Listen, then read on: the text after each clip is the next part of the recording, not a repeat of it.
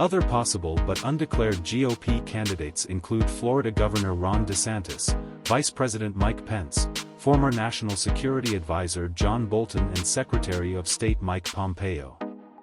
While there are many big names potentially nominated, other GOP senators said it could be tough for Scott to compete. Throughout the video, which is just over 3 minutes long, Scott repeatedly targeted President Joe Biden, the Democrats, vowing to stand up to China and secure borders, give parents a choice in their children's education, protect religious freedom. If the radical left does what it wants, millions more families will be trapped in failing schools, crime-ridden neighborhoods, and crushing inflation.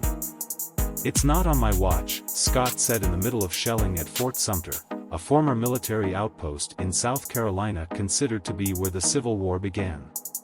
Scott, only black Republican in Senate, also accused left of cultivating a culture of grievances and victimization and argued it had perspective to step back. She leaned on her evangelical roots and highlighted her childhood with a single mother who has resolutely overcame poverty. When they, Democrats, are called out for their failures, they weaponize race to divide us, to hold on to their power, he said in the video. When I fought against their liberal agenda, they called me support. Because I'm breaking their narrative.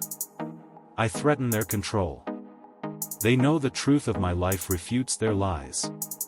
After the announcement, Democratic National Committee Chairman Jaime criticized Scott's presidential election, focusing on his support for the Trump presidency and his opposition to abortion. I'm glad they're afraid of me, the South Carolina senator replied. When pressed on what his strategy would be to beat Trump in race, Scott echoed his upbringing and the challenges he overcame, not to mention former president. He was then asked if his tactic would be to tell his personal story, in hopes of resonating with voters. What I'm saying in response to your question is that the playing field is focused on President Biden's failures, he said, again without mentioning Trump's name.